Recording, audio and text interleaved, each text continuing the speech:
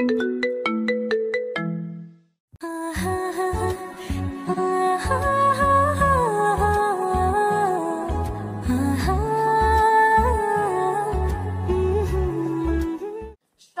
ঘুমিয়ে আছে মেঘ। এমন সময় সে ঘুমের মধ্যে দেখতে পেল যে তাকে কেউ লিপকিস করতেছে। এটা দেখে মেঘও তাকে জড়িয়ে ধরে লিপকিস করতেছে আর বলতেছে, আজকে পাইছি তোমাকে, আজকে তো তোমাকে ছাড়তেছি না জান। উম্মা, উম্মা, উম্মা। এইভাবে কিছুক্ষণ যাওয়ার পর কে যেন মেঘের উপর পানি ঢেলে দিল। মেঘ ধরপড়িয়ে উঠে পড়ল বিছানা থেকে। আশেপাশে তাকিয়ে দেখে তার ছোট বোন দাঁড়িয়ে আছে। তাকে দেখে বলতে লাগলো, কিরে, তুই আমার গায়ে পানি ঢেলে দিলি কেন? তোকে তো আজকে আমি মেরেই ফেলবো। এমনিতেই শীত পড়েছে, আবার তুই আমার উপর ঠান্ডা পানি ঢেলে দিয়েছিস, তাই না? ঢালবো না তো কি করব? বিছানার দিকে একবার তাকিয়ে দেখো তো, তুমি কি অবস্থা করেছো বিছানাটার। হ্যাঁ, প্রতিদিন একটা একটা করে বালিশ ছেড়ো, আর আম্মু আমাকে দিয়ে পরিষ্কার করায়। সরি রে, আসলে আজকে সেই সুন্দর একটা স্বপ্ন দেখছিলাম। জানিস, মেয়েটা দেখতে পরীর মতো সুন্দর, ঠোঁট দুইটা গোলাপি গোলাপি। উফ, কি জোস লাগছিল জানিস। শরীরের কথা তো বাদ দিলাম, শরীরটা মনে হয় তুলো দিয়ে তৈরি করেছে আল্লাহ। এই শীতে যদি একটা বউ পাইতাম রে বইন, তাহলে তোকে অনেকগুলো চকলেট দিতাম। কথাটা শেষ হতে না হতেই সুফিয়া বেগম বিছানার ঝাড়ু নিয়ে এসে দিল দুইটা বাড়ি মেঘের পিঠে। মেঘ ব্যথায় কোকিয়ে উঠে বলতে লাগলো, আহ আম্মু, আমাকে মারলে কেন? আমি বুঝি ব্যথা পাই না? তরে মারবো না তো আর কারে মারবো? প্রত্যেকদিন তুই একটা না একটা জিনিস নষ্ট করিস। তোকে তো কোনো কিছুই কিনে দিব না এবার। ভেবেছিলাম বিয়ে দিয়ে দিব, কিন্তু তা আর দিব না। আম্মু, বিয়ে দিলে তোমার ছেলের কপালে বউ থাকবে কিনা সন্দেহ আছে, কারণ তোমার ছেলের স্বপ্নের মধ্যে যেই সব করেছে, যদি বউ পায় তাহলে তো গলার টিপে মেরে ফেলবে। তাড়াতাড়ি ফ্রেশ হয়ে কলেজে যা বলতাছি। আর মেঘলা নিচে, তোর বান্ধবী এসে বসে আছে। ফ্রেশ হয়ে তাড়াতাড়ি স্কুল যা, আমি ঘর গোছাচ্ছি। ঠিক আছে আম্মু, যাচ্ছি। মেঘ ফ্রেশ হয়ে কলেজের জন্য রেডি হয়ে চলে আসলো খাবার টেবিলে। মেঘ খেয়াল করে নাই যে মেঘলার বান্ধবী সোফায় বসে বসে টিভি দেখতেছে। মেঘ খাওয়া দাওয়া করে তার বাইক নিয়ে সোজা চলে গেল কলেজ মাঠে। এইদিকে মেঘলাও রেডি হয়ে খাওয়া দাওয়া করে তার বান্ধবীকে নিয়ে বেরিয়ে গেল স্কুলের উদ্দেশ্যে। কিছু দূর যাওয়ার পর মেঘলার বান্ধবী বলতে লাগলো, আচ্ছা মেঘলা, ওইটা কি তোর ভাই ছিল নাকি? আর বলিস না, প্রতিদিন একটা না একটা কিছু করবেই। আজকে কোলবালিশ ছিঁড়ে ফেলেছে। সে নাকি তার স্বপ্নে দেখেছে যে তাকে কোনো এক সুন্দরী মেয়ে এসে লিপকিস করছে। বাহ বাহ, সুন্দর স্বপ্ন তো দেখে তোর ভাই। তাকে বিয়ে করিয়ে দে। আর এক্ষুনি তো বিয়ে করিয়ে দেওয়ার সময়। আশেপাশের লোকেরা দেখিস না শীতের সময় বেশি বিয়ে করে। তাকে যদি বিয়ে দেই তাহলে মনে হয় না তার বউ এক সপ্তাহ আমাদের বাড়িতে থাকবে। আমাকে যে অত্যাচার করে, আবার তো সেটা তার বউ চুমু দিতে দিতে তাকে মেরেই ফেলবে। যাক, ভালোই হলো। আজকে মুডটা খারাপ ছিল, তোর কথা শুনে মুডটা একদম ঠিক হয়ে গেল। মেঘলা আর আফরিন চলে গেল ক্লাসে।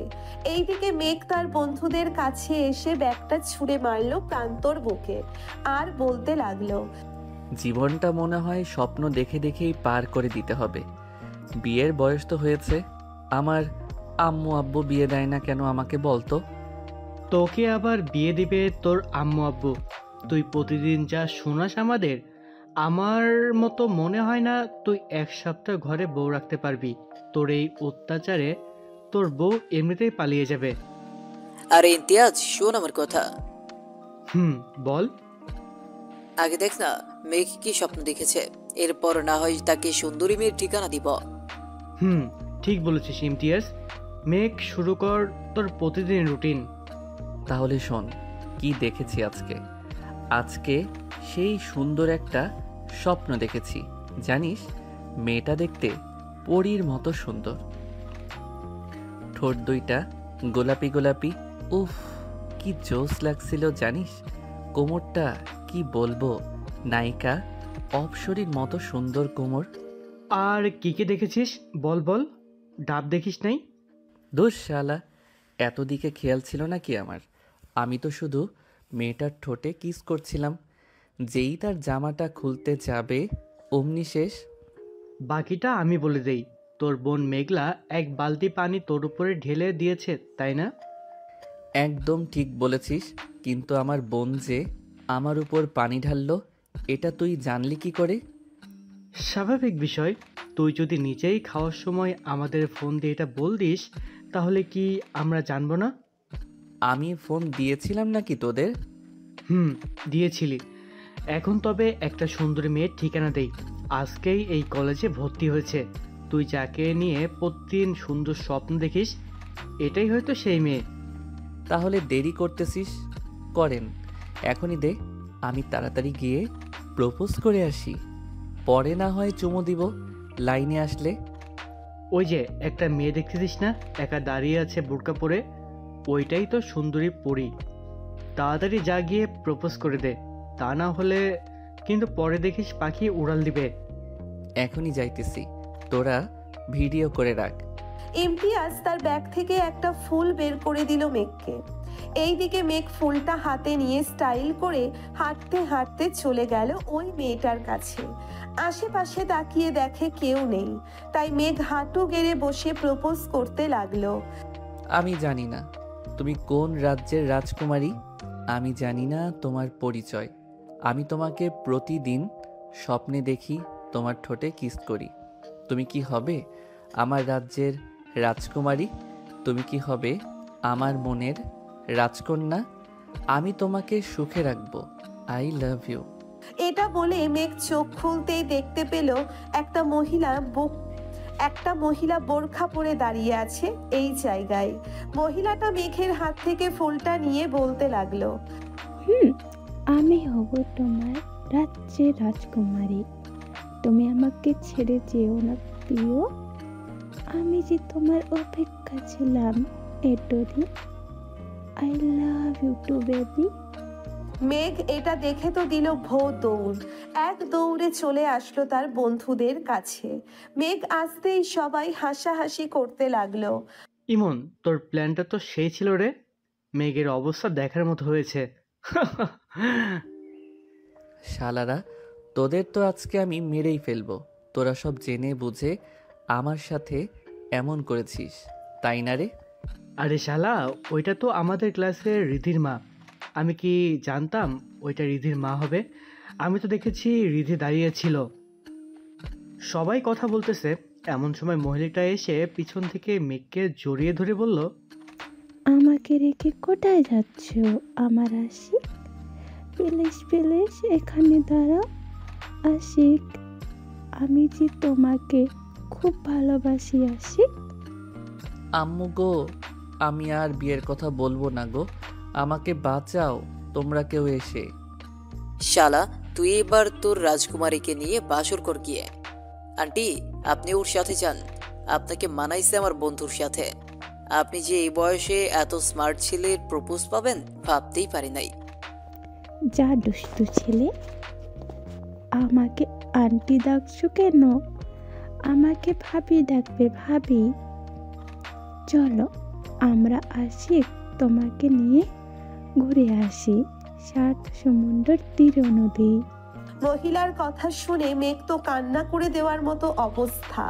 কোনো রকম তার বাইকটা স্টাডি দিয়ে ওইখান থেকে কেটে পড়লো। মেঘ আর এইদিকে হাসাহাসি করতেছে সবাই। যাক, আজকে একটু বেশি মজা পেলাম। চাচি, এই ছেলেটা একটু বউ পাগল তো, তাই আর কি আপনার সাথে এমন করেছে। কিছু মনে করবেন না, আপনাকে তার মা ভেবে এটা বলেছে। ও আচ্ছা, আমি যে ভাবছিলাম আমাকে তোমার গার্লফ্রেন্ড ভেবেছে। কালকে আমার আশিক এর জন্য আবার আসবো। এই কলেজে তোমরা কেউ কিছু বলবে না, বলে দিলাম। ঠিক আছে, কেউ কিছু বললো না, আপনি এখন যান। মহিলাটা চলে যেতেই সবাই ও চলে আসলো। ক্লাসে 2টো ক্লাস করে সবাই বেরিয়ে চলে আসলো মাঠে। চলুন এখন পরিচয় পর্বটা দিয়ে দেওয়া যাক। মেঘ হচ্ছে এই কলেজের টপার। সে একবার মুখে যাই বলে তাই করে দেখায়। এবার ইন্টার সেকেন্ড ইয়ারের ছাত্র সে, তার বন্ধুরাও সেম ক্লাসে পড়ে। এখন আপাতত এইটুকু থাক, বাকিটা আস্তে আস্তে জানতে পারবেন। ধন্যবাদ। চলেন দেখি মেঘ এখন কোথায় আছে। বাইকটা নিয়ে সোজা চলে গেল কলেজের পিছনে। 2 ঘন্টা কাটতেই আবারও চলে আসলো কলেজের ভেতরে। এসে দেখে তার বন্ধুরা গাছ তলায় বসে আছে। তাদের কাছে গিয়ে জিজ্ঞেস করতে লাগলো, কিরে, মহিলাটা চলে গেছে নাকি? যাই নাই তো, তোর জন্য অপেক্ষা করতেছে, হয়তো লেকের পারে, তুই গিয়ে দেখা করে আয়। শালারা, তোরা সব জেনে বুঝে এই কাজ করেছিস, তাই না রে? তোর শালা, আমরা কি জানতাম ওটা রীতির আম্মু হবে? আমরা জানলে তো তোকে কখনোই পাঠাইতাম না। এখন এক কাজ কর, ক্লাস তো করবি না, চল কোথাও থেকে ঘুরে আসি। ঠিক আছে, চল তাহলে যাই। সবাই সবার বাইক নিয়ে চলে গেল নদীর পাড়ে। দুপুর 1টা বাজতেছে, সূর্যটাও উঠেছে। এখন সবাই নদীর পাড়ে বসে আড্ডা দিতেছে। এমন সময় ইমন বলতে লাগলো, মেঘ, সবাই কিছু কিছু করে টাকা দে, একটা বাংলা মদ নিয়ে আসি। আমি এসবে নাই, আমার আব্বু একবার জানতে পারলে আমাকে মেরেই ফেলবে। বাংলা মদ না এনে তাড়াতাড়ি আমার মনের মতো একটা মেয়ে বের কর, তাহলে এই শীতে আমার বিয়েটাও খেতে পারবি। তা তো পারবো, কিন্তু তোর মনের মতো মেয়ে খুঁজে পাবো কি করে? আমাদের একবার বল তো, তোর মনের মতো মেয়ে কিরকম হবে? আমার মনের মতো মেয়ে হবে চিকন, ঠোঁট দুটো গোলাপি গোলাপি, যাতে দেখলেই কামড় দিয়ে নিয়ে আসতে মন চায়। আর আমার থেকে একটু খাটো হলেই চলবে, দেখতে কিন্তু সুন্দরী হতে হবে।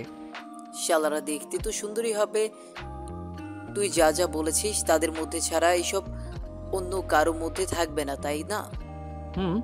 চল, খুব ক্ষুধা লাগছে, একটা রেস্টুরেন্ট থেকে কিছু খেয়ে আসি। চল, আজকে মতিন মামার কালাভুনা দিয়ে খেয়ে আসি, শুনেছি কালাভুনাটা সেইভাবে রান্না হয়। চল। সবাই চলে গেল মতিন রহমানের দোকানে। গরুর মাংসের কালো ভুনা দিয়ে সবাই খাবার খেয়ে চলে আসলো বাড়িতে। সন্ধ্যা 7টা, সবাই বসে আছে চায়ের দোকানে। চা খাওয়া শেষ। মেঘ সবার কাছ থেকে বিদায় নিয়ে চলে আসলো বাড়িতে। রাত 9টায় খাবার টেবিলে বসে আছে মেঘ। এমন সময় তার আব্বু এসে টেবিলে বসতে বসতে বলতে লাগলো, কিরে মেঘ, এইসব কি শুনতেছি? তুই নাকি প্রতিদিন একটা করে বালিশ ছিঁড়ে ফেলে দিস, এটা কি সত্যি কথা নাকি? আরে না আব্বু, আমি তোমার ছেলে, আমি কি এইসব করতে পারি বলো? সব মিথ্যা কথা বলতেছে আম্মু আর আপু। হয়েছে, আর কিছু বলতে হবে না, তোর স্বভাব চরিত্র আমার ভালো করেই জানা আছে। এখন যা বলি শোন, কালকে আমার অফিসে যাবি, আমি নতুন প্রজেক্টের কাজ ধরেছি, ওইটাতে আমাকে হেল্প করবি। যদি ঠিক মতো করতে পারিস তাহলে তোর বিয়ে নিয়ে চিন্তা করবো আমি। ঠিক আছে আব্বু, আমি রাজি আছি, তোমার আগেই আমি অফিসে পৌঁছে যাব। মেঘ খাওয়া দাওয়া শেষ করে তাড়াতাড়ি ঘুমিয়ে গেল। এইদিকে সাইফুল চৌধুরী মেঘলাকে উদ্দেশ্য করে বলতে লাগলো, মেঘলা আফরিন তো তোর বান্ধবী তাই না? তাকে আমার বেশ পছন্দ হয়েছে, আমি তার বাবা মায়ের সাথে কথা বলতে চাই। আব্বু, আমরা তো মাত্র 10-এ পড়ি, এখনই যদি ভাইয়ার সাথে আফরিনের বিয়ে দিয়ে দাও তাহলে আফরিনের স্বপ্নটা পূর্ণই হবে না। সে চায় একজন বিজনেস ওমেন হতে। তা হতে পারবে, সমস্যা নেই। মেঘের সাথে থেকে সবকিছু শিখে যাবে, পরে না হয় আমার কাছে থেকে টাকা নিয়ে নিজে একটা অফিস তৈরি করবে। সকালে আফরিন আসবে, তুমি কথা বলে নিও। আর ভাইয়া যা করে, আফরিন থাকবে নাকি থাকবে না তার শিওর নেই। বিয়ে দিয়ে দিলেই তো সব ঠিক হয়ে যাবে। এখন তুই গিয়ে ঘুমা, আর আফরিনকে মেসেজ দিয়ে বলে দে যে সকাল 6টার দিকে আসার জন্য। বাকিটা তুই তো বুঝেই গেছিস কি করতে হবে। আব্বু, বুঝে গেছি, আর কিছু বলতে হবে না। এখন তাহলে যাই আমি। মেঘলা চলে গেল তার রুমে। বিছানায় শুয়ে শুয়ে তার বান্ধবীকে মেসেজ করতে লাগলো, বান্ধবী, তোর স্বপ্নটা হয়তো পূর্ণ হতে যাচ্ছে। তুই না আমার ভাইকে পছন্দ করিস, আব্বু বলেছে সকাল 6টায় এসে যা করার করতে। আর ভাইয়া যাতে না বুঝতে পারে এটা তুই করেছিস। একদম চিন্তা করিস না, তোর ভাইকে এমন টাইট দিব বাপের জন্মেও আর এমন করবে না। এখন ঘুমাই রে, সকালে উঠতে হবে। ফজরের সময় আমাকে ফোন দিস, উঠে নামাজ পড়বো। ঠিক আছে, এখন ঘুমা তাহলে তুই। আফরিন ঘুমিয়ে গেল। ভোর 5টায় আফরিনের ফোনের অ্যালার্মের শব্দে ঘুম ভেঙে গেল তার। উঠে ফ্রেশ হয়ে নামাজ আদায় করে হাঁটতে হাঁটতে চলে গেল মেঘলাদের বাড়িতে। কলিং বেল দিতেই মেঘলা এসে দরজা খুলে দিল। কি রে, তাড়াতাড়ি চলে আসলি নাকি? ঘড়ির দিকে তাকিয়ে দেখ, 6টা 15 বাজে। আমাকে আসতে বলেছিল 6টায়। চল এখন তোর ভাইয়ের কাছে, দেখি আজকে কি স্বপ্ন দেখতেছে। চল, তাড়াতাড়ি বালিশ ছিঁড়ে ফেলার আগেই কিছু একটা করতে হবে। চল। দুইজন চলে গেল মেঘের রুমে। গিয়ে দেখে মেঘ বিড়বিড় করে কি যেন বলতেছে। চলুন শুনে আসি কি বলতেছে মেঘ। জান, এমন করো কেন? একটা লিপ কিস করো না। তোমার ওই গোলাপি ঠোঁটের একবার লিপ কিস করতে পারলেই হবে। মেঘলা, তুই তোর রুমে যা, আমি তোর ভাইকে দেখতেছি। আমি দেখতে চাই তুই কি করিস আমার ভাইয়ের সাথে। আমি চুপচাপ দাঁড়িয়ে থাকবো এইখানে, কোনো কথা বলবো না।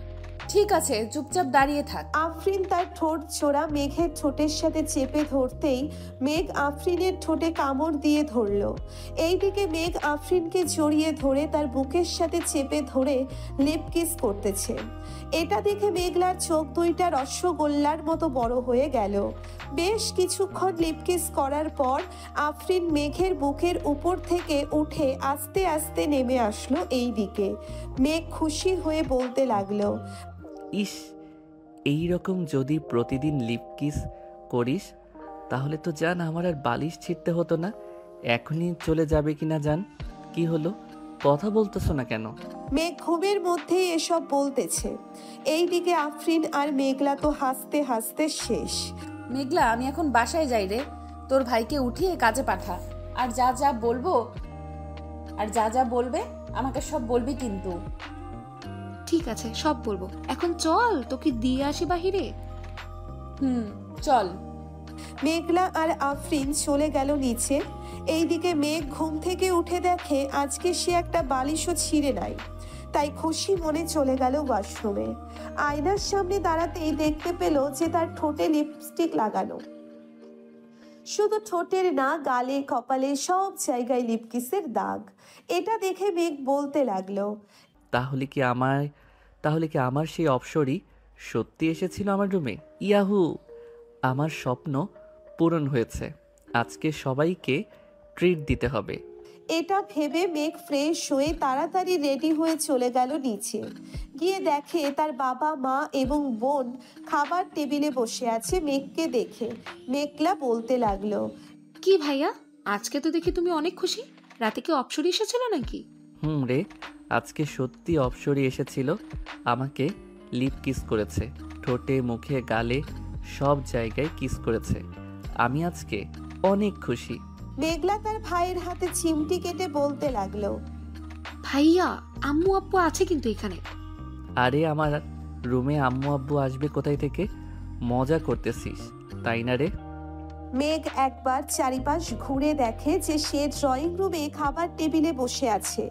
এটা দেখে সে তার মাথায় গাঁটটা মেরে বলতে লাগলো, আব্বু আম্মু, আমি অফিসে গেলাম, আস্তে আস্তে রাত হবে। আরে মেঘ, খাবার খেয়ে যা না। না আম্মু, এখন খাবো না, আমার পেট ভরা আছে।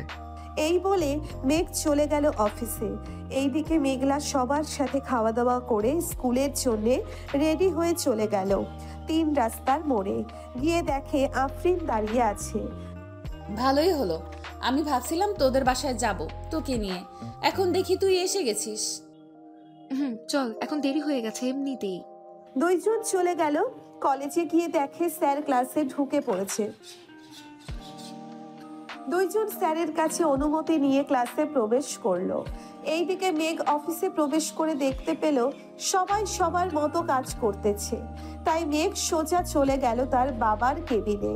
বসে বসে কিছু ফাইল দেখতেছিল। এমন সময় অফিসের ম্যানেজার আসলো আর বলতে লাগলো, স্যার, আমাদের অফিসে আজকে নতুন একটা প্রজেক্ট ডিল হবে প্রায় 200 কোটি টাকার উপরে। যদি এই ডিলটা ফাইনাল হয়ে তাহলে আমাদের অফিস আরও বড় হবে এবং দেশের বাইরেও এই অফিসটা নিয়ে আলোচনা করা হবে। তাই ভালোভাবে প্রেজেন্টেশন করতে হবে। এই নিন ফাইলটা, আপনি একবার দেখে নিন। ঠিক আছে, আপনি যান, আমি ফাইলটা দেখে নিতেছি। ম্যানেজার চলে গেল। এইদিকে মেঘ ফাইলটা বের করে প্রজেক্টটা দেখতে লাগলো সবকিছু ঠিকঠাক আছে নাকি।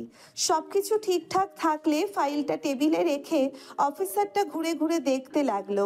কিছুক্ষণ ঘোরাঘুরি করার পর আবারও চলে আসলো তার বাবার কেবিনে। এসে দেখে তার বাবা চলে এসেছে। মেঘ, সব কিছু দেখে নিয়েছিস তো? ভালো করে প্রেজেন্টেশন করিস যাতে প্রজেক্টটা আমাদের হাতেই থাকে, অন্য কারো হাতে না যায়। ইনশাল্লাহ আব্বু, তুমি কোনো চিন্তা করো না, এই প্রজেক্টটা আমরাই পাবো। তা ওরা কখন আসবে? এই তো আর 10 মিনিটের মধ্যে চলে আসবে। চল আমরা মিটিং রুমে গিয়ে বসে পড়ি। চলো আব্বু, যাই তাহলে। সাইফুল এবং মেঘ চলে আসলো মিটিং রুমে।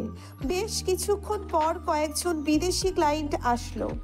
তাদের সাথে মিটিং করতেছে মেঘ। এইদিকে সাইফুল চৌধুরী বসে বসে দেখতে লাগলো মেঘ কি করতেছে।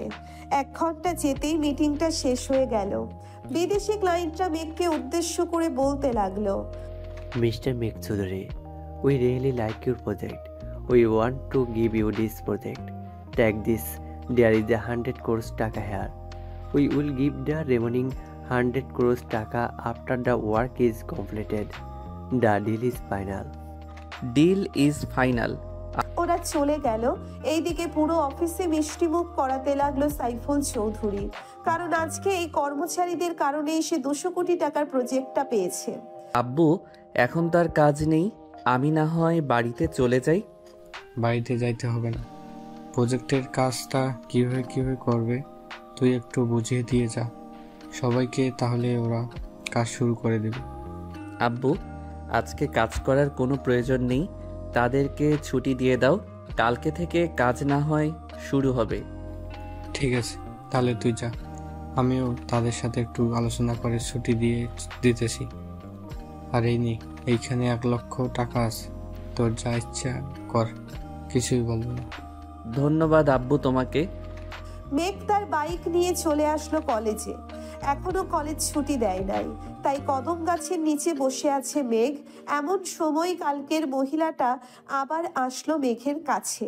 মেঘের কাঁধে মাথাটা রেখে বলতে লাগলো, আমার সোনা, আমার ময়না পাখি, কালকে আমাকে রেখে তুমি কোথায় পালিয়ে গিয়েছিলে? চলো না, তোমাকে নিয়ে রেস্টুরেন্টে যাই। আরে বইন, তুই আমার পিছু করা ছেড়ে দে। আমি ভুল করে তোকে প্রপোজ করে ফেলেছি, আমি তোর পায়ে পড়তেছি, তুই আমাকে ছেড়ে দে। মেঘ মহিলাটার পা ধরে মাপ চাইতেছে। এটা দেখে রিধি মেঘের কাছে এসে বলতে লাগলো, আরে মেঘ, তুমি আমার মায়ের কাছে মাপ চাইতেছ কেন?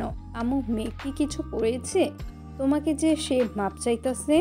না রে রিধি, মেয়ে একটু মাপ চাচ্ছে না। আমি আসার সময় মাঠে পড়ে গিয়েছিলাম, মেঘ আমাকে এনে এখানে বসিয়েছে আর দেখছে আমার পায়ে কিছু হয়েছে কি না। ধন্যবাদ মেঘ, আমার মাকে দেখে রাখার জন্য। আম্মু চলো বাড়িতে চলে যাই, আর হয়তো ক্লাস হবে না। তুই গাড়িটা বের কর, আমি মেঘের সাথে কথা বলে আসছি। ঠিক আছে আম্মু। রিনি চলে যেতেই মহিলাটা মেঘকে উদ্দেশ্য করে বলতে লাগলো, আমার জান পাখি, রাগ করছো? আমার ওলে রাগ করে না, ওইটা তো আমার মেয়ে। তুমি তো আমাকে ভালোবাসো, তাই না জান পাখি? তোমার মেয়েকেও একটু এভাবে ভালোবাসো। এখন যাও, আবার দেখা হবে কালকে। মহিলাটা চলে গেল। এইদিকে মেঘ রাগে সাপের মতো ফোঁসফোঁস করতেছে আর বলতেছে, শালার বন্ধু বান্ধব পাইছি, এখন তো তারাও দেখি আমাকে বাস দেয়। দিতে থাক, আমি আমার অপসরীকে পেয়ে গেছি, আজকে আমাকে কিসও করেছে, আমি এতেই খুশি। শালা, তোকে তোর অপসরি কিস করে নাই, তোকে কিস করেছে ইঁদুর। শালারা সত্যি আজকে আমার অপসরী কিস করেছে আমাকে, তা না হলে আমি কি আর এইখানে থাকি? চল, আজকে ট্রিট দিব। আজকে আমাদের বলবি না তোর অপসরি কি করেছে তোর সাথে? হুম, বলবো তো, আগে রেস্টুরেন্টে চল, এরপর না হয় আমি সব বলবো তোকে। আজকে 2টা সুখবর আছে। তাহলে তো যেতেই হয়। তবে বিল কি তুই আমাদের হাতে ধরিয়ে দিবি নাকি আবার? না, যে আজকে আব্বু আমাকে 1 লক্ষ টাকা দিয়েছে, এই দেখ, বলেছে যা ইচ্ছা তাই করার জন্য। তোকে একটা ভালো কাজ দেই, করতে পারবি তুই? ভালো কাজ আবার করতে পারবো না কেন? বল, কি করতে হবে? আমাদের এলাকায় এতিমখানা আছে, ওইখানে প্রায় সব শিশু এতিম। তুই একটা গরু কিনে আন, 60 থেকে 70 হাজার দিয়ে ভালো একটা গরু আনা যাবে। বাকি যে টাকা থাকবে ওইটা আর আমরা কিছু দিয়ে না হয় এতিম বাচ্চাদের বিরিয়ানি করে খাওয়াবো। এখন তো শীত, তাদের জন্য না হয় একটা বড় বেড বানিয়ে নিয়ে আসি, কি বলিস তোরা? তা ঠিক বলেছিস, আগে চল গরু কিনে আনি। আমরা তো সবসময় ভালো ভালো খাবার খাই, একদিন না হয় তাদেরকে খাওয়ালাম। চল তাহলে, বাইকগুলো যার যার বাড়িতে রেখে আসি। বাড়িতে রাখতে হবে না, বাজারের এক সাইডে পার্কে রাখলেই চলবে। চল এখন যাই। সবাই বাইক নিয়ে চলে গেল বাজারে। বড় দেখে একটা গরু কিনে নিল 90,000 টাকা দিয়ে। গরুটা হাঁটতে হাঁটতে নিয়ে চলে আসলো মেঘদের বাসায়। গরুটা হাঁটাতে হাঁটাতে নিয়ে চলে আসলো মেঘদের বাসায়। তাদের বাড়িতে গরু দেখে তার মা বলতে লাগলো, কি যে মেঘ, তুই কি এখন গরু লালন পালন করবি নাকি? না আম্মু, এটা এতিমখানার জন্য নিয়ে এসেছি। আজকে বড় একটা প্রজেক্ট পেয়েছি আব্বু, তাই আমাকে 1 লক্ষ টাকা দিয়েছিল। ওইটা দিয়েই আর কি ভাবতেছি, এতিমখানার শিশুদের বিরিয়ানি করে খাওয়াবো। ভালো করেছিস, আমি না হয় কিছু টাকা দিব নে, ওই টাকাগুলো দিয়ে না হয় বাচ্চাদের জন্য কিছু কিনে আনিস।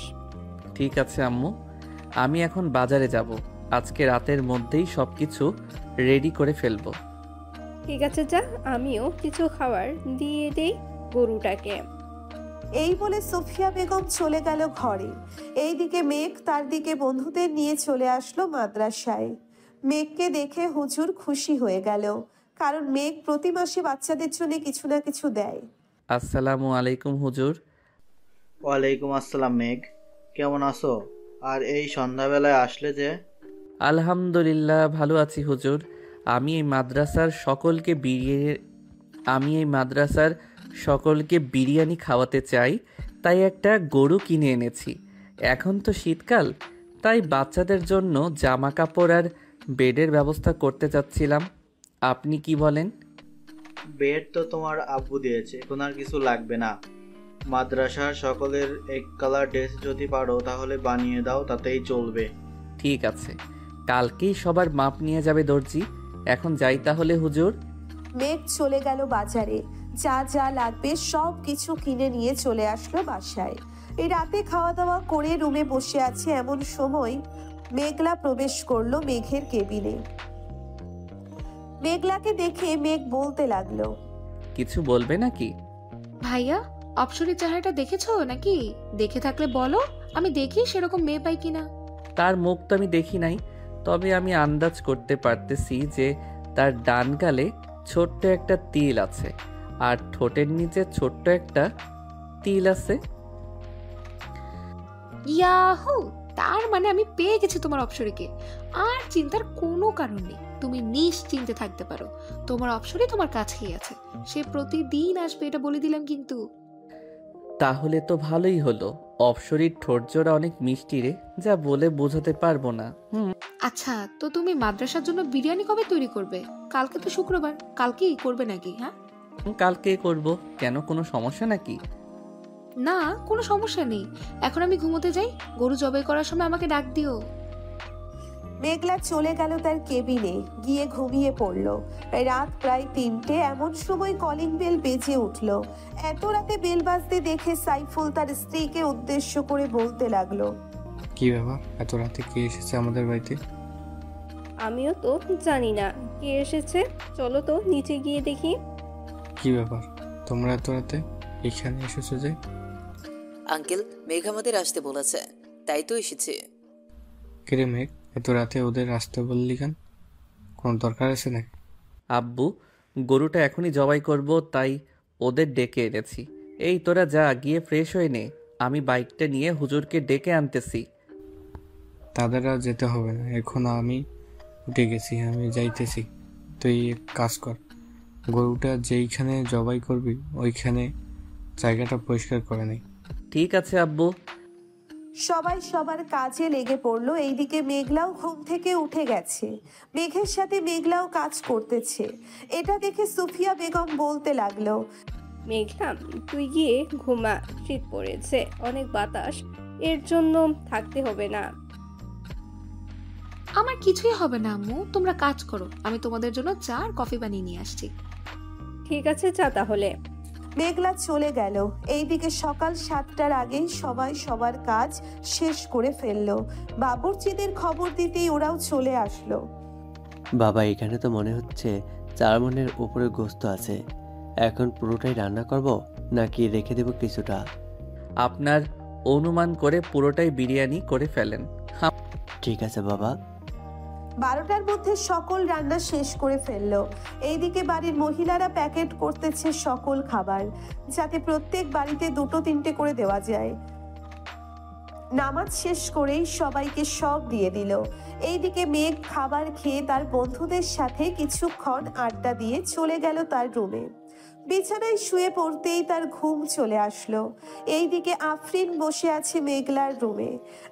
মেঘলা, আমি তোর ভাইয়ার রুমে চাইতেছি, কেউ যদি জিজ্ঞাসা করে তাহলে বলবি তোর রুমে ঘুমাচ্ছি। এখন ভাইয়ার রুমে গিয়ে কি করবি তুই? ভাইয়া তো ঘুমোচ্ছে মনে হচ্ছে। ঘুমাক, তাকে জ্বালানোর জন্যই তো যাইতেছি আমি। আফরিন চলে গেল।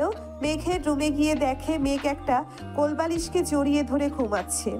এটা দেখে আফরিন আস্তে আস্তে কোলবালিশটা মেঘের কাছ থেকে নিয়ে সোফায় রেখে আফরিন শুয়ে পড়ল মেঘের সাথে। এইদিকে মেঘ সুন্দর একটা গন্ধ পেল।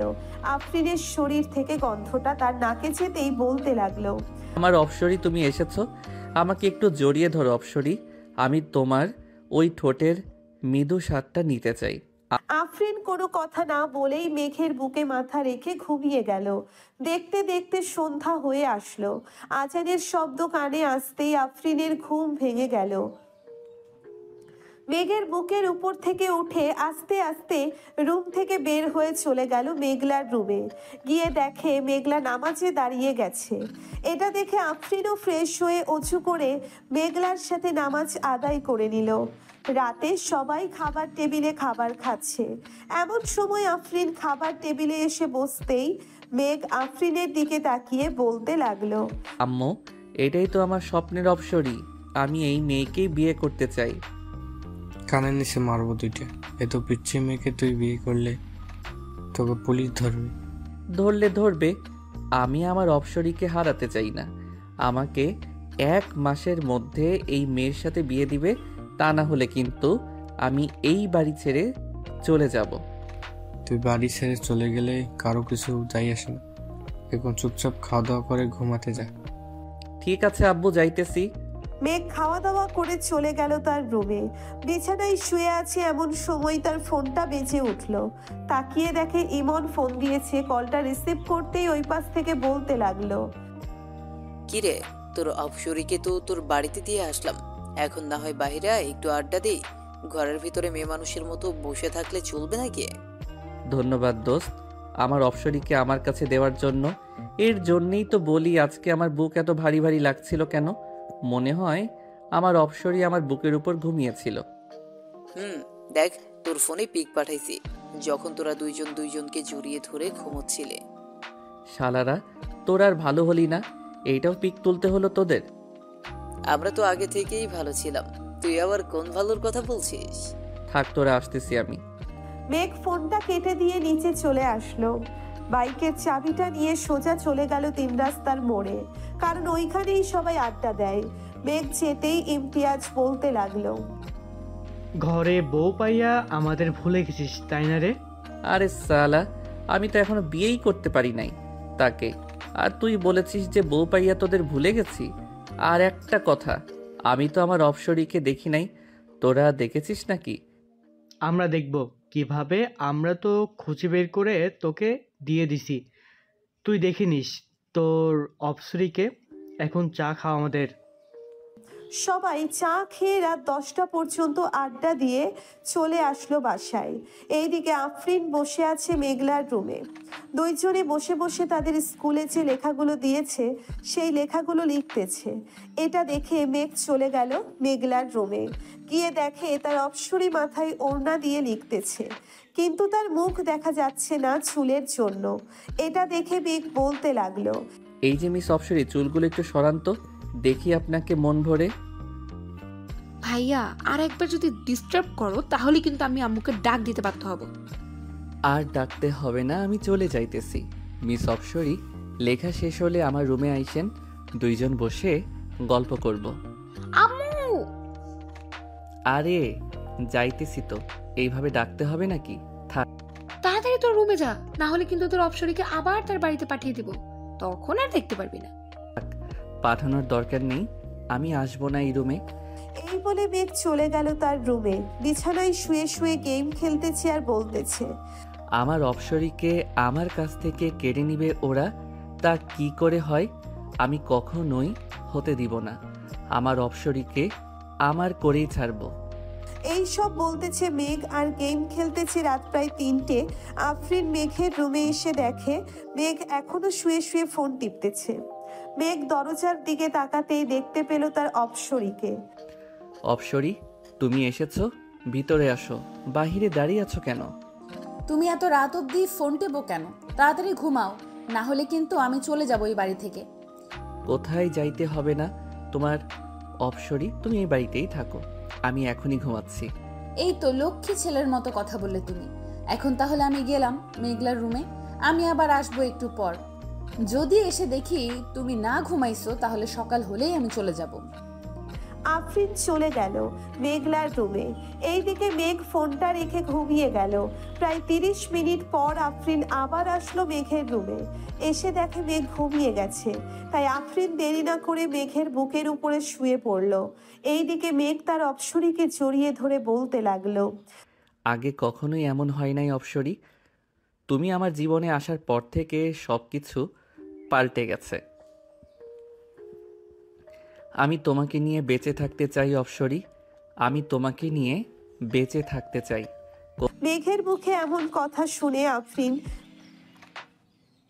আলতো করে মেঘের ঠোঁট কামড়ে ধরে চুষতে থাকে আর বলতে থাকে, আমিও যে তোমাকে প্রথম দেখাই ভালোবেসে ফেলেছি মেঘ। যেই দিন তোমার বুকে মাথা রেখে ঘুমিয়েছি ওই দিনের পর থেকে আমি একা ঘুমাইতে পারি না, সব সময় মন চায় তোমার বুকেই মাথা রেখে ঘুমাই। আফরিন মনে মনে এইসব বলতেছে আর মেঘের ঠোঁট জোড়া ললিপপের মতো চুষে চুষে খাচ্ছে। বেশ কিছুক্ষণ পর মেঘ ও আফরিনের ঠোঁট জোড়া চুষে খেতে লাগলো। ফজরের আজান কানে ভেসে আসতেই আফরিন মেঘের উপর থেকে উঠে যেতে যাবে, এমন সময় মেঘ আফরিনের হাত ধরে টান দিয়ে আবার বুকের সাথে চেপে ধরলো আর বলতে লাগলো, কোথায় যাচ্ছ এখন? আর একটু শুয়ে থাকো অপসরী। আজান দিতেছে, নামাজ পড়বো, আপনিও উঠে নামাজ পড়ে আসেন। ঠিক আছে যাও, আমিও যাচ্ছি। আফরিন চলে গেল মেঘলার রুমে। গিয়ে দেখে মেঘলা উঠে পড়েছে। ভাইয়ার রুমে গিয়েছিলে নাকি? তোমার ভাইয়ের রুমে গিয়েছিলাম, চলো নামাজ পড়ে নেই দুজন। বেশি কথা না বলে দুইজন নামাজ আদায় করে নিল। সকালে মেঘ খাওয়া দাওয়া করে চলে গেল কলেজে। গিয়ে দেখে তার বন্ধুরা আগে থেকেই বসে আছে। মেঘকে দেখে ইমন বলতে লাগলো, কি রে, কি হয়েছে? তোকে আজকে এত খুশি খুশি লাগতেছে কেন? তোর অপসরী আদর করেছে নাকি? আদর মানে? অনেক আদর করেছে আমার অপসরী আজকে আমাকে। ওর ঠোঁট দুইটা এমনভাবে খাচ্ছিলাম মনে হয় কমলার চিড়ের মতো চুষে চুষে খাচ্ছিলাম। কি রে ইমতিয়াজ, তাহলে তো আমাদেরও লাইন লাগাতে হবে। আমার বন্ধু যখন এসব বলতেছে আমাদের তো লাউস লেগে গেছে। লালুস তো লাগবেই, আমার বউ হচ্ছে সবার থেকে সুন্দরী। এই তোর বউ আবার সবার থেকে সুন্দরী? ওই দেখ আসতেছে, তাড়াতাড়ি পালা গিয়ে, তা না হলে তোকে ধরে ফেলবে। মেঘ পিছনে ফিরতেই দেখতে পেল রিধির আম্মু আসতেছে, তাই মেঘ দৌড়ে চলে গেল ওয়াশরুমে। এইদিকে রিধির আম্মু সবার কাছে এসে বলতে লাগলো, কি ব্যাপার, আমার আশিককে না এইখানে দেখলাম, সে কোথায় গেছে? তাকে একটু ডাকে দাও, আমার আশিক তোকে নিয়ে আমি লন্ডনে যাব ঘুরতে। চাচি, লন্ডনে না গিয়ে কক্সবাজারে চলে যান, ওইখানে আপনাদের কেউ ডিস্টার্ব করবে না। তাই টু যাবা? তোমার বন্ধুকে বের করে দাও, আমার লাল মামনিকে বের করে দাও। কোথায় আমার লাল মামনি? আমার কাছে আসো। এই বলে রিধির আম্মু চলে গেল তার মেয়ের কাছে। এইদিকে মেঘ তিনতলা থেকে দেখতেছে গাছের নিচে রিধির আম্মু আছে নাকি। ওনাকে না দেখতে পেয়ে মেঘ নিচে চলে আসলো আর বলল, আমাকে তোরা কোথায় ফাঁসিয়ে দিলি বলতো? এই মহিলাটা তো আমাকে মেরেই ফেলবে।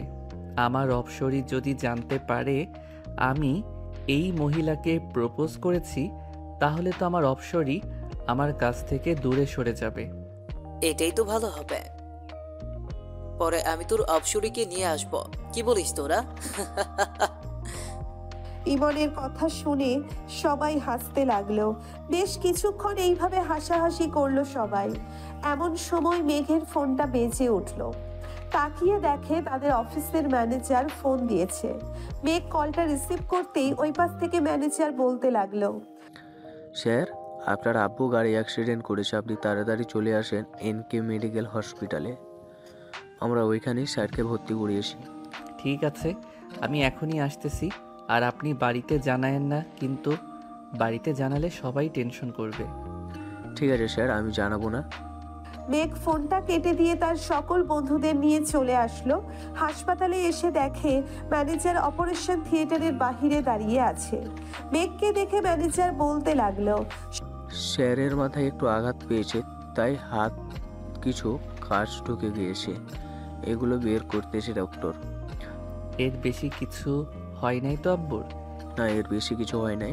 পিছন থেকে একটা গাড়ি এসে স্যারের গাড়িতে মেরে দিয়ে চলে গিয়েছে। ইমন, খোঁজ লাগাতো কার গাড়ি ছিল ওইটা। পুলিশ সব কিছু দেখতেছে, কাউকে কোথাও যাইতে হবে না। ঠিক আছে। আর আব্বুর সাথে তো সব সময় আপনি থাকতেন, তাহলে আপনি যান নাই কেন আব্বুর সাথে? আমিও যাওয়ার জন্য গাড়িতে উঠছিলাম, পরে স্যার বলতেছে ভুলে ফাইলটা তার কেবিনে ফেলে এসেছে। আমি এইটা নিয়ে এসে দেখি স্যার চলে গিয়েছে। পরে ফোন দিতেই জানতে পারি যে স্যারের অ্যাক্সিডেন্ট হয়েছে। ও আচ্ছা। সবাই কথা বলতেছে এমন সময় ডাক্তার অপারেশন থিয়েটারের ভিতরে থেকে বের হয়ে বলতে লাগলো, তেমন বেশি আঘাত পায় নাই। আমরা ওনাকে ড্রেসিং করে দিয়েছি আর কিছু ওষুধ দিয়েছি, ওইগুলো খাইলেই ইনশাল্লাহ ঠিক হয়ে যাবে। আব্বুকে কি আজকেই বাড়ি নিয়ে যাইতে পারবো নাকি এইখানে রাখবেন কয়েকদিন? তেমন বেশি আঘাত পায় নাই, তাই এখানে রেখে কি করবেন? তার চেয়ে বাড়িতে নিয়ে যান, সবার সেবা যত্ন পেয়ে তাড়াতাড়ি সুস্থ হয়ে উঠবে। ঠিক আছে স্যার। ম্যানেজার আঙ্কেল, আপনি হাসপাতালের বিলটা দিয়ে অফিসে চলে যান, আর যদি কোনো কিছু দরকার হয় তাহলে আমাকে ফোন দিবেন, আমি গিয়ে সমাধান করে আসব। স্যার, আজকে একটা মিটিং ছিল, এই মিটিং তো স্যার করতে পারে নাই। আমি ওনাদেরকে জানিয়ে দিয়েছি, ওনারা বলেছে কালকে মিটিং করবে সকাল 10টায়, আপনি চলে আসেন। ঠিক আছে, এখন তাহলে আমি যাই। মেঘ তার আব্বুকে নিয়ে চলে আসলো বাড়িতে। কলিং বেল দিতেই মেঘলা এসে দরজা খুলে দিল। তার বাবার এমন অবস্থা দেখে কান্না করে দিল মেঘলা। এটা দেখে সাইফুল বলতে লাগলো, আরে মেঘলা, কান্না করছিস কেন? আমার তো কিছু হয়নি, সামান্য একটু ব্যথা পেয়েছি। তোমাকে বারণ করে সত্ত্বেও তুমি কেন অসুস্থ শরীর নিয়ে অফিসে গেছো ভাইয়া? কে বললে বুঝি ভাইয়া যাইতে পারতো না? তোমাকে বারণ করা সত্ত্বেও তুমি কেন অসুস্থ শরীর নিয়ে অফিসে গেছো ভাইয়া? কেউ বললে বুঝি ভাইয়া যেতে পারতো না? যাইতে তো পারতো, কিন্তু মিটিংটা আমার করার কথা ছিল, তাই তো তোর ভাইকে যাইতে দেয়নি। এখন তো আমি অসুস্থ, সবকিছু তোর ভাইকেই দেখতে হবে। মেঘ, আমাকে রুমে দিয়ে আয়। আব্বু চলো। মেঘ তার আব্বুকে রুমে দিয়ে আসলো। বিকাল 5টায় মেঘ চলে আসলো। অফিসে এসে দেখে সবাই এক জায়গায় দাঁড়িয়ে আছে। এটা দেখে মেঘ বলতে লাগলো, কি ব্যাপার, তোমরা এখানে দাঁড়িয়ে আছো কেন? কোনো সমস্যা হয়েছে? আমার কি? স্যার, আমাদের একজন কর্মী মারা গিয়েছে, ওনাকে আমরা বাঁচাতে পাই নাই। কিভাবে মারা গিয়েছে আর তোমরা কোথায় ছিলে সবাই? এতগুলো মানুষের মধ্যে থেকে একজন মানুষ মারা যায় কিভাবে? স্যার, আমরা আমাদের কাজ করছিলাম, পরে দেখতে পাই আব্দুল্লাহর শরীরে কারেন্টের শক লেগেছে। এটা দেখে আমরা সবাই তাকে ছাড়িয়ে অনেকক্ষণ মারার পর যখন ঠিক হচ্ছিল না, তখন আমরা তাকে হাসপাতালে নিয়ে যাই। ওইখানে ডাক্তার বলে যে রোগী মৃত। এখন ওনার পরিবার চলবে কি করে?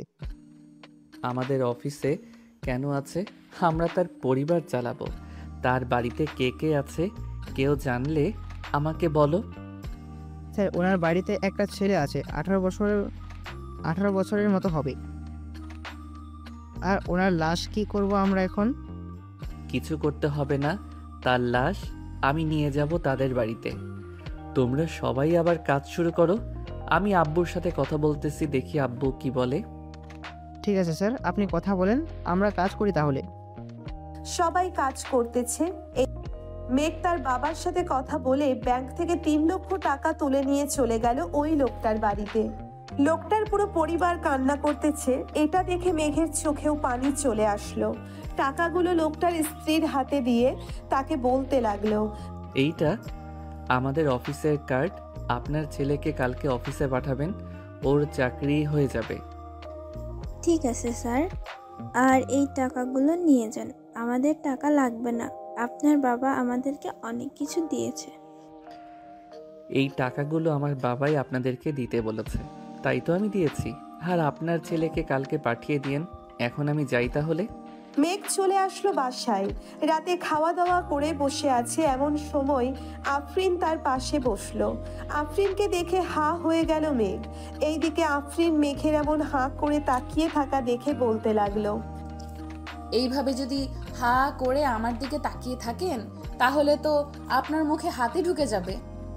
আফরিনের কথা শুনে মেঘ তার মুখটা বন্ধ করে ফেললো। সবাই বসে আছে, কথা বলতেছে। এমন সময় সাইফুল বলতে লাগলো, আফরিন, তোমাদের পরীক্ষা শেষ হবে কবে? আমাদের পরীক্ষা তো সামনের মাসে শুরু হবে, শেষ হবে এর পরের মাসে। হঠাৎ এই কথা জিজ্ঞেস করলেন যে? আমার ছেলের অবস্থা তো দিন দিন খারাপ হয়ে যাচ্ছে, তাই তোমাদের পরীক্ষার পর 2 পরিবার মিলে বিয়ে দিয়ে দেবো। ও আচ্ছা, মেঘলা চলো আমরা ঘরে যাই, আমাদের পড়া আছে। চলো। মেঘ, আমি তো অফিসে যাইতে পারবো না। এখন থেকে তোকে অফিস দেখাশোনা করতে হবে। কলেজে তো যাস আর আসিস, কলেজে না গেলে চল কিছুদিন। আমি সুস্থ হলে এরপর না হয় কলেজ যাস। ঠিক আছে আব্বু, তোমরা থাকো তাহলে। আমি ঘুমাতে গেলাম, সকালে আবার মিটিং আছে, ওইটা নিয়ে কথা বলতে হবে ক্লায়েন্টের সাথে। যা। আর এই নেই পেন ড্রাইভ, এটার ভিতরে সব কিছুই আছে। কাজটা কিভাবে বুঝতে হবে তুই একবার দেখলে আশা করি বুঝে যাবি, আমাকে আর বোঝাতে হবে না। আব্বু। মেঘ চলে গেল তার রুমে। গিয়ে দেখে আফরিন বসে আছে। মেঘকে দেখে এক সাইডে গিয়ে বসে পড়ল আফরিন। মেঘ একবার আফরিনের দিকে তাকিয়ে তার ল্যাপটপটা নিয়ে বসে বসে কাজটা দেখতে লাগলো। এইদিকে আফরিন এক পলকে তাকিয়ে আছে মেঘের দিকে। এটা মেঘ খেয়াল করে, তাই আফরিনের উদ্দেশ্য করে বলতে থাকে, কিছু বলবে নাকি এইভাবে তাকিয়ে আছো যে? আমি আপনার কোলে বসতে চাই, আপনি কাজ করবেন আর আমি দেখব।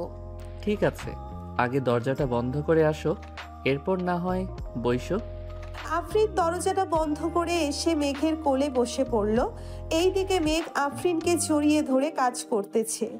এটা আর আফরিন বারবার মেঘের ঠোঁটে, গালে, কপালে কিস করতেছে। এই তোমার এই দুইটা এত ছোট কেন? ছোট থাকবে না তো বড় থাকবে নাকি? আমি নিজেই তো ছোট মানুষ, আবার আমার জিনিস বড় হবে কি করে? একবার বিয়েটা হতে দাও, দেখবে সুর করে বড় হয়ে যাবে। যা দুষ্টু কোথাকার, আমার বুঝি লজ্জা করে না এসব শুনে? ওরে আমার লজ্জাবতী রে, যখন আমি ধরবো তখন লজ্জা করবে না বুঝি? জানি না, তুমি থাকো, আমি গেলাম মেঘলার রুমে।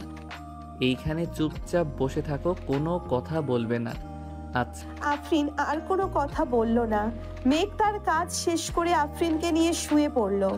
আফরিনের পেটে সুরসুরি দিতেই আফরিন লাফ দিয়ে উঠে পড়ল আর বলতে লাগলো, তোমার সাথে থাকা যাবে না, তুমি অনেক দুষ্টুমি করো, আমি গেলাম। আর দুষ্টুমি করব না, এখন তো শুয়ে থাকো। আর দুষ্টুমি করবে না বলে দিলাম। মেঘ আফরিনকে জড়িয়ে ধরে ঘুমিয়ে গেল। সকাল 9টায় ঘুম ভাঙলো মেঘের। উঠে ফ্রেশ হয়ে খাওয়া দাওয়া করে যেই অফিসের দিকে রওনা দিতে যাবে, এমন সময় পেছন থেকে মেঘলা বলতে লাগলো, ভাইয়া, আমাদেরকে একটা স্কুলের সামনে নামিয়ে দিতে পারবি? তাড়াতাড়ি আয়, আবার 10টায় মিটিং আছে, যাইতে হবে ওইখানে। মেঘ আফরিন এবং মেঘলাকে স্কুলের সামনে নামিয়ে দিয়ে চলেছে। গেল অফিসে গিয়ে দেখে ক্লায়েন্টরা চলে এসেছে। মেঘ তার পেন ড্রাইভটা বের করে বোঝাতে লাগলো প্রজেক্টটা কিভাবে কি করতে হবে। বোঝানো শেষ করে মেঘ চলে গেল তার আব্বুর কেবিনে বসে বসে কাজ করতেছে। এমন সময় দারোয়ান এসে বলতে লাগলো, স্যার, রহিমের ছেলে এসেছে। আপনি নাকি বলেছে তাকে আসার জন্য এখানে? পাঠিয়ে দাও তাকে, আমি কথা বলে নিতেছি তার সাথে। ঠিক আছে স্যার। মেঘ বসে বসে ল্যাপটপে কাজ করতেছে। এমন সময় রহিমের ছেলে কেবিনে প্রবেশ করলো। তাকে দেখে মেঘ হাসি খুশি ভাবে বলতে লাগলো, ভিতরে আসো তামিম, এইখানে বসো। স্যার, আমাকে একটা কাজ দিবেন বলেছিলেন, তাই এসেছিলাম। আব্বু তো আর নেই, এখন তো পরিবারটা আমাকেই দেখতে হবে। তা তো দেখতেই হবে তামিম, তুমি কোনো চিন্তা করো না। যখন যা লাগবে আমাকে বা আব্বুকে বলবে, তাহলে দিয়ে দিবে আব্বু। এই অফিসটা তৈরির সময় থেকে তোমার আব্বু কাজ করে এসেছে, এখন আল্লাহ তাকে নিয়ে গেছে। দোয়া করি তাকে জান্নাতবাসী করুক, আমিন। তা তুমি এইসব কাজ পারো তো? স্যার, পারি। আব্বু আমাকে সবকিছু শিখিয়ে দিয়েছে। আগে মাঝে মধ্যে আসতাম আব্বুর খাবার নিয়ে, তখন একটু আধটু শিখেছে। তাহলে আজ থেকে তোমার আব্বু যে মেশিনগুলো চালাইতো ওইগুলো তুমি চালাবে এখন থেকে। ঠিক আছে স্যার, তাহলে আমি আজ থেকেই কাজে লেগে পড়ি। আচ্ছা যাও তাহলে, আর সাবধানে কাজ করবে কিন্তু। তুমি একা একা কিছু করতে যেও না, এইখানে অনেক লোক আছে, ওদের ডাক দিবে। ঠিক আছে স্যার। তামিম চলে গেল তার কাজে। এইদিকে মেঘ তার কাজ শেষ করে চলে আসলো। বাসায় এসে দেখে আফরিনের আম্মু আব্বু এসে বসে আছে। তাদের দেখে মেঘ সালাম দিল। আসসালামু আলাইকুম, কেমন আছেন? ওয়ালাইকুম আসসালাম, আলহামদুলিল্লাহ ভালো আছি। তুমি কেমন আছো মেঘ? আমিও আলহামদুলিল্লাহ ভালো আছি। আপনারা বসেন, আমি ফ্রেশ হয়ে আসতেছি। মেঘ চলে গেল তার রুমে। ফ্রেশ হয়ে চলে আসলো, নিচে এসে দেখে সবাই বসে আছে। মেঘও তাদের সাথে বসে পড়ল। মেঘ, আমি চাইছিলাম তোমাদের বিয়েটা দিয়ে দেওয়ার জন্য, এখন তুমি কি বলো? আঙ্কেল, আফরিনের পরীক্ষা শেষ হোক, এরপর না হয় বিয়ে করব। আর তো কয়েকটা দিন রয়েছে, আমিও না হয় অফিসের কাজটা বুঝে নেই। সাইফুল, তুই কি বলিস? আফরিন তো সারাদিন তোদের বাসায় থাকে, আশেপাশে মানুষ তো জানিস কেমন সমালোচনা করে। ঠিক আছে, তাহলে আজকে কাজে ডেকে বিয়ে পড়িয়ে দিই। আফরিন, এর পরীক্ষা শেষ হলে না হয় অনুষ্ঠান করব। এখন তুই যা বলবি আমি তাই করব। ছোট থেকে তো তুই যা বলছিস আমি তাই করছি। ঠিক আছে, তাহলে আজকে রাতেই কাজে ডেকে বিয়ে পড়ে দিই। সবাই কথা বলতেছে, এইদিকে মেঘ তাদের মাঝখান থেকে উঠে চলে আসলো ছাদে। আকাশের দিকে তাকিয়ে ভাবতে লাগলো সেই রাতগুলোর কথা। এখন তো তার অপসরই তার সাথেই থাকবে, এখন তো তার অপসরই তার সাথেই থাকবে। এই সব ভাবতেছে এমন সময় পেছন থেকে কে যেন মেঘকে জড়িয়ে ধরলো আর বলতে লাগলো, আমার অনেক দিনের ইচ্ছা আজ পূর্ণ হবে। আমি তোমাকে অনেক ভালোবাসি মেঘ। আফরিনকে পেছন থেকে টেনে এনে মেঘের সামনে দাঁড় করিয়ে বলতে লাগলো, আমিও তোমাকে ভালোবাসি, কিন্তু এখন বিয়ে করলে তোমাকে নিয়ে বাহিরে ঘুরতে গেলে তো মেয়েরা আমার দিকে তাকাবে না। তাই ভাবতেছি আরও কয়েক বছর পর বিয়ে করব। কি বললি কুত্তা? আমাকে রেখে অন্য মেয়েদের সাথে টাঙ্কি মারিস? আজকে দেখ তোর কি অবস্থা করি। শুধু রাতটা হতে দে, এখন কিছু করলাম না, সকালে তুই হাঁটতে পারবি না এমন অবস্থা করব। আমাকে ভয় দেখিয়ে কোনো লাভ নেই, আমি তোমার মতো পিচ্চি মেয়েকে ভয় পাই না। সো এখন এইখান থেকে যাও। ভয় পাস না তো ঠিক আছে, শুধু দেখ কি করি আমি তোকে রাতের বেলা। এই বলে আফরিন রাগে চলে গেল নিচে। এইদিকে মেঘ তো মহা খুশি তার অপসরীকে রাগিয়ে দিয়ে। রাতে সবাই খাওয়া দাওয়া শেষ করে বসে আছে। এমন সময় কলিং বেলের শব্দ পেল সবাই। আপনারা বসেন, আমি দেখে আসতেছি কে এসেছে। এই বলে আফরিন চলে গেল দরজা খুলতে। দরজাটা খুলতেই দেখতে পেল কাজী সাহেব দাঁড়িয়ে আছে। ওনাকে সালাম দিয়ে ভিতরে নিয়ে আসলো আফরিন। সবাই বসে আছে সোফায়। এমন সময় কাজী বলতে লাগলো, কার কার বিয়ে হবে তাদের আইডি কার্ড বা জন্ম নিবন্ধনটা নিয়ে আসেন। কাজী সাহেব, মেয়ের বয়সটা একটু কম, আপনি বিয়ে করে দিয়ে যান। যদি কোনো সমস্যা হয় আমি দেখে নেব। দেখুন, এটা তো আইনগত অপরাধ। মেয়ের বয়স 18 না হলে বিয়ে দেওয়া। আচ্ছা, আপনি আনেন, সব কিছু আমি দেখে নিচ্ছি। সবকিছু নিয়ে দিতেই কাজী সাহেব তার খাতায় যা যা লেখার দরকার তা লিখে নিল। কিছুক্ষণের মধ্যে সকল নিয়মকানুন মেনে মেঘ তার আফরিনের বিয়েটা হয়ে গেল। এইদিকে কাজী তার পাওনা টাকা নিয়ে যেতেই সাইফুল বলতে লাগলো, মেঘ, আফরিনকে নিয়ে ঘরে যা, অনেক রাত হয়েছে, আবার কালকে অফিসে যাইতে হবে। ঠিক আছে আব্বু, যাইতেছি। আফরিন আর মেঘ চলে আসলো রুমে। এইদিকে মেঘ বিছানায় বসতেই আফরিন বলতে লাগলো, দাঁড়িয়ে কথা বলতে হবে কেন? সোজা হয়ে দাঁড়াও, তোমার সাথে আমার কথা আছে। বসে কথা বলো, তাহলেই তো হয়। আমি বসে বসে কথা বলতে পারি না, দাঁড়িয়ে কথা বলো। মেঘ দাঁড়াতেই আফরিন বিছানায় ঝাড়ু দিয়ে মেঘকে পিটাতে লাগলো আর বলতে লাগলো, ঘরে এত সুন্দর একটা বউ থাকতে তুই অন্য মেয়েদের দিকে তাকাস, আজকে তোর চোখ তুলে নিব। এই বলে আফরিন মেঘকে জোরে জোরে পিটাতে লাগলো। মেঘের চিৎকার শুনে নিচ থেকে সবাই দৌড়ে চলে আসলো উপরে। মেঘের দরজার সামনে দাঁড়িয়ে মেঘলা বলতে লাগলো, কি হয়েছে ভাবি? ভাইয়া চিৎকার করছে কেন?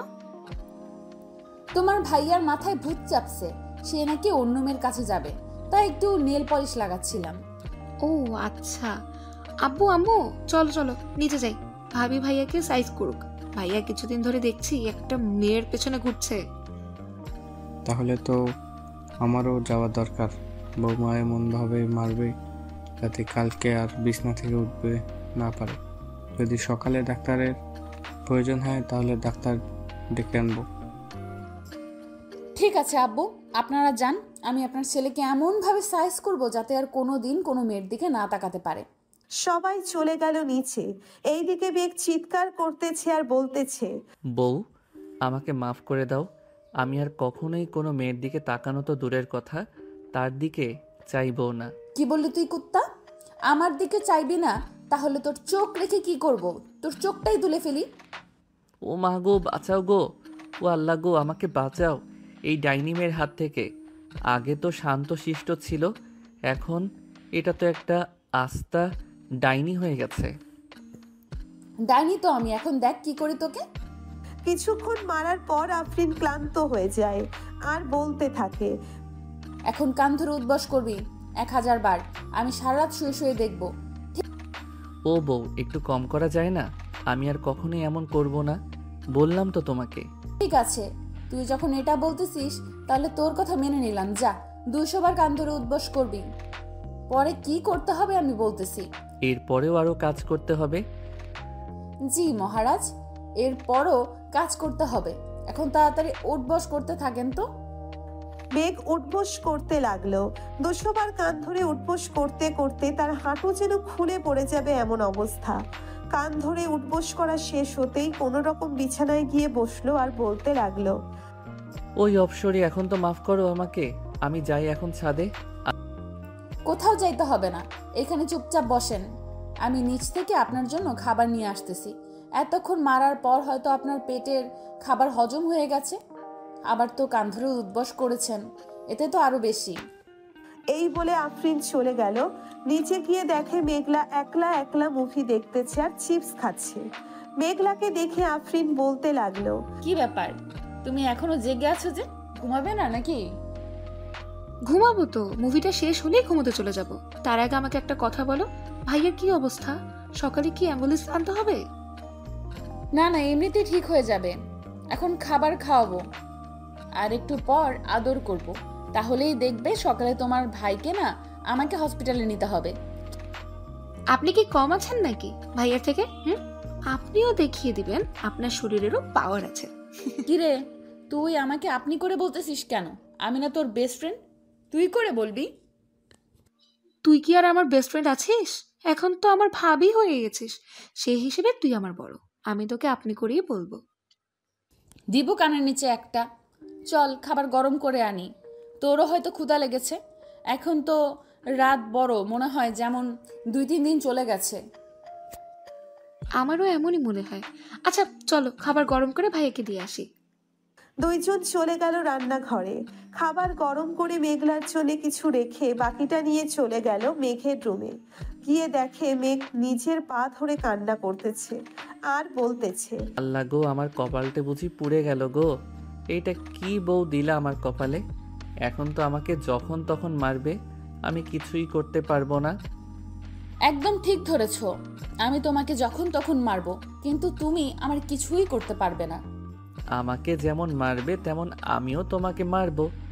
পরে বসে বসে শুধু কান্না করা ছাড়া আর কোনো উপায় নেই তোমার। এই দেখো, আমি এক চুমুকি 1 গ্লাস দুধ খেয়ে নিতে পারি। সো এখন বুঝে নাও আমার শরীরে কত শক্তি আছে। বুঝে গেছি, তোমার শরীরে অনেক শক্তি আছে। এখন আমাকে খাবার দাও, খুব ক্ষুধা লাগছে। মেঘ খাওয়া দাওয়া করে বিছানায় শুয়ে পড়ল। এইদিকে আফরিন থালা বাসনগুলো নিচে রেখে চলে গেল। ওপরে গিয়ে দেখে মেঘ বিছানায় চিৎপটাং শুয়ে আছে।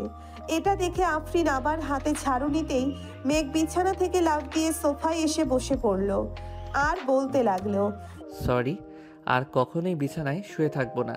তুমি একাই বিছানায় শুয়ে থাকো। আমি বিছানায় শুয়ে তো থাকবো, কিন্তু আমাকে বাবু গিফট তো করবে তুমি। তাড়াতাড়ি আসো, তা না হলে আবার কিন্তু শুরু করব তোমার উপর অত্যাচার। কিন্তু আমি তোমাকে বাবু গিফট করব কিভাবে?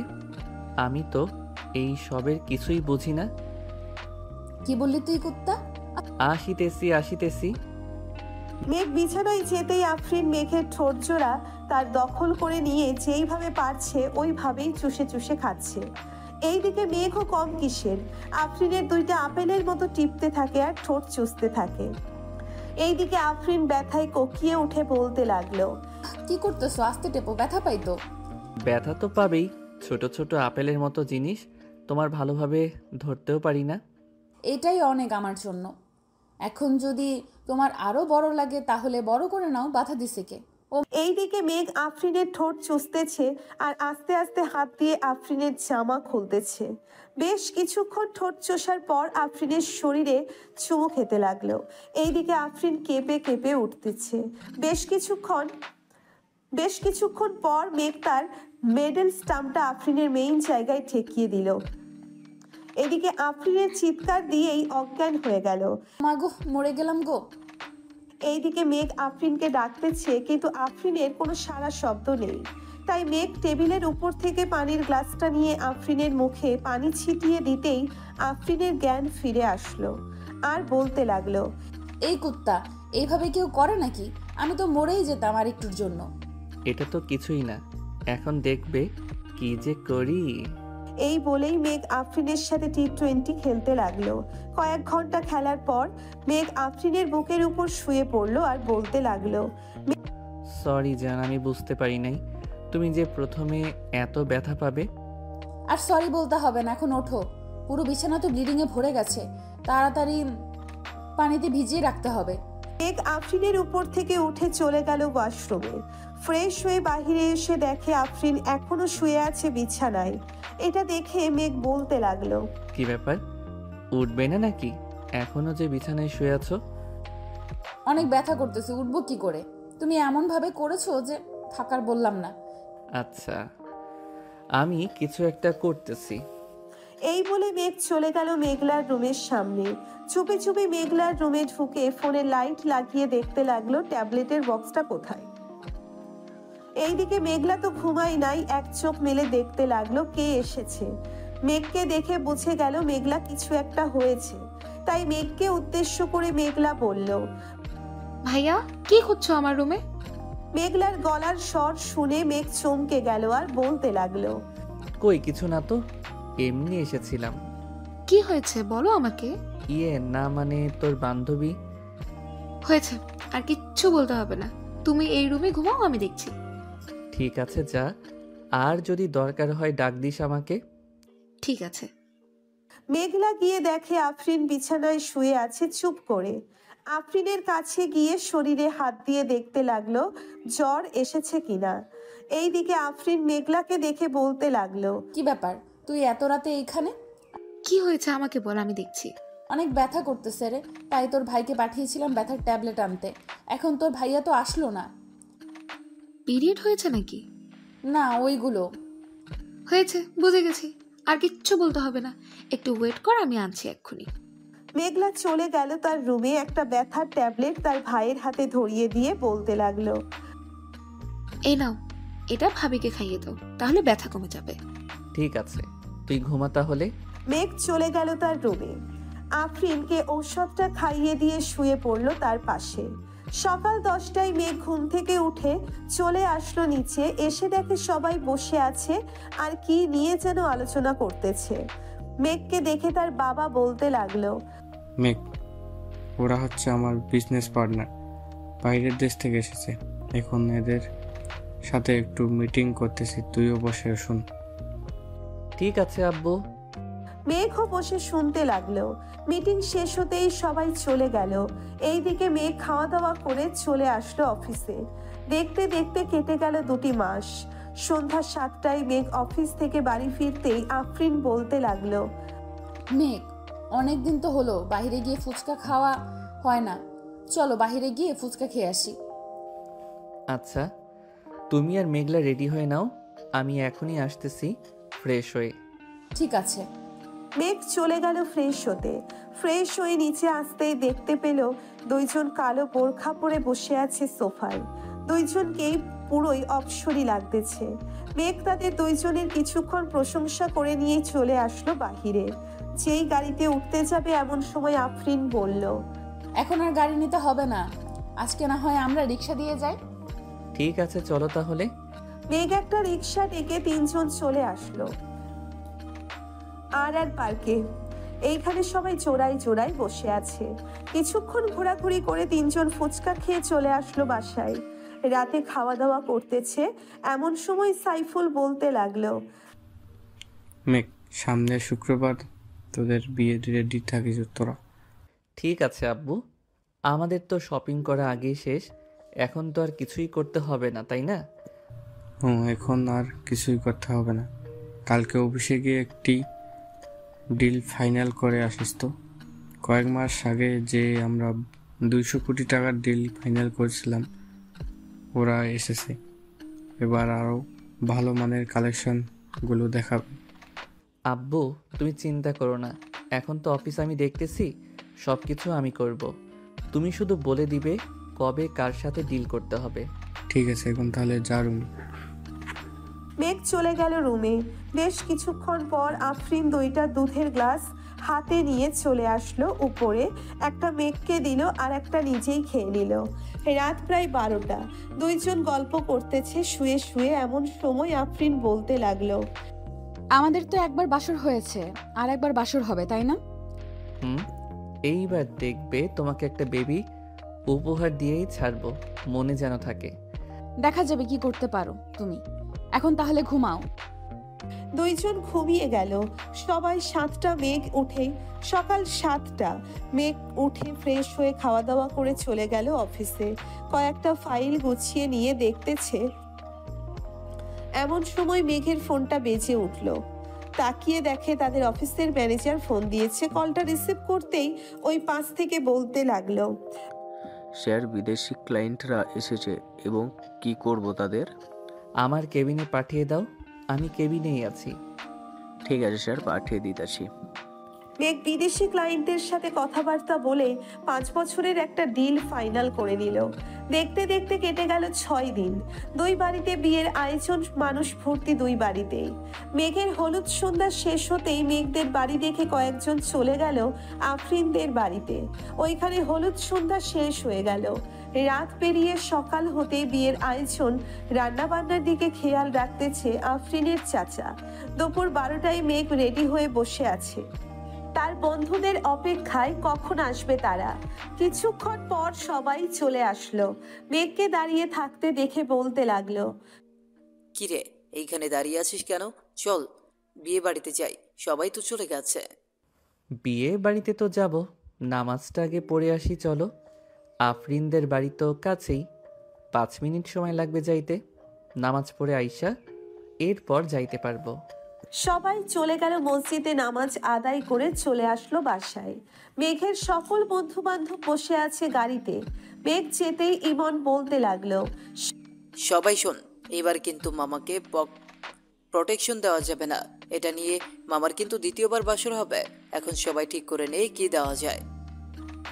আরে এটা রাতে দেওয়া যাবে, এক্ষুনি এত তাড়াহুড়ো করছিস কেন? আগে বিয়েটা খেয়ে নেই, এরপর না হয় দেওয়া যাবে। শালা বিয়ে করে একটা। সবাই হাসাহাসি করতে করতে চলে আসলো বিয়ে বাড়িতে। গেট ধরে দাঁড়িয়ে আছে মেঘের সকল শালীরা। এইদিকে 2 তলার বারান্দায় আফরিন মেঘকে নামিয়ে গেটের সামনে আসতেই আফরিন লেজার লাইট দিয়ে বুঝিয়ে দিল যাতে কোনো মেয়েদের দিকে না তাকায়। মেঘও তাকালো না। খাওয়া দাওয়া শেষ করে আগের সকল নিয়ম মেনে আফরিনকে নিয়ে চলে আসলো বাসায়। দুজন এর আগে বিয়ে করিয়ে দিয়েছে, তাই আর কাজই ডাকে নাই। রাতে সবাই বসে আছে ছাদে। এমন সময় আফরিন আসলো আর বলতে লাগলো, তোমার তো আমাদের গিফট দাও নাই। আমাদের গিফট দাও। ভাবি এটা কিন্তু ঠিক না, আপনি আয়েশা গিফট চাইতেছেন, আমরা কিন্তু দিব না। ঠিক আছে, তাহলে তোমাদের গিফট তোমাদের কাছে রাখো, আমার জামাইকে দিয়ে দাও। রাত তো 1টা বাজে, বাসর তো করতে হবে, তাই না? এই বলে আফরিন মেঘকে টানতে টানতে নিয়ে চলে আসলো বাসর ঘরে।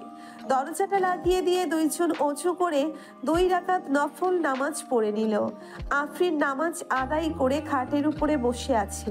বেশ কিছুক্ষণ পর মেঘ আফরিনের পাশে গিয়ে বসলো আর বলতে লাগলো, বউ, ও বউ, আজকে আদর করলে হয় না নাকি? আদর করবি না মানে? তোর আদর করতেই হবে। এখন শুরু করবি। রাত বাজে এখন 1:35, ভোর 4:45-এ আদর শেষ করে উঠবি। ঠিক আছে, প্রস্তুত হও তুমি। আমি কিন্তু আজকে তোমার ওই আপেলগুলোতে অনেক কামড় দিব। আমি রেডি আছি, যা ইচ্ছা করতে পারো, করো। মেঘ আফরিনের শাড়ি খুলে ফেলে দিল নিচে। ঠোঁটে কিস করতে করতে নামতে লাগলো নিচের দিকে। বুকের কাছে এসেই আফরিনের আপেলগুলোতে কামড় দিতে লাগলো। এইদিকে আফরিন ব্যথায় কোকিয়ে উঠে বলল, ওই কুত্তা, কামড়ও দিবি আবার জোরে জোরে টিপতেও থাকবি। আমার বুঝি ব্যথা করে না? ব্যথা করার জন্যই তো বাসর করব আজকে। এই বলে মেঘ আফরিনের শরীরের যেখানে সেখানে কামড় দিতেছে আর চুমু দিতেছে। বেশ কিছুক্ষণ এমন করার পর মেঘ চলে গেল মেইন জায়গায়। মেঘের মেডেল স্টাম্পটা সেট করে আফরিনকে কোলে তুলে নিয়ে আদর করতে লাগলো। এইদিকে আফরিন চিৎকার করতেছে, কিন্তু মেঘের থামার কোনো নাম নেই। মেঘ তার কাজ চালিয়ে যাইতেছে। দুইজন রোম্যান্স করতে থাকুক, এখন আমরা বিদায় নিই। আজকের গল্পটা এই পর্যন্তই। আবারও দেখা হবে নতুন কোনো গল্পে। ধন্যবাদ।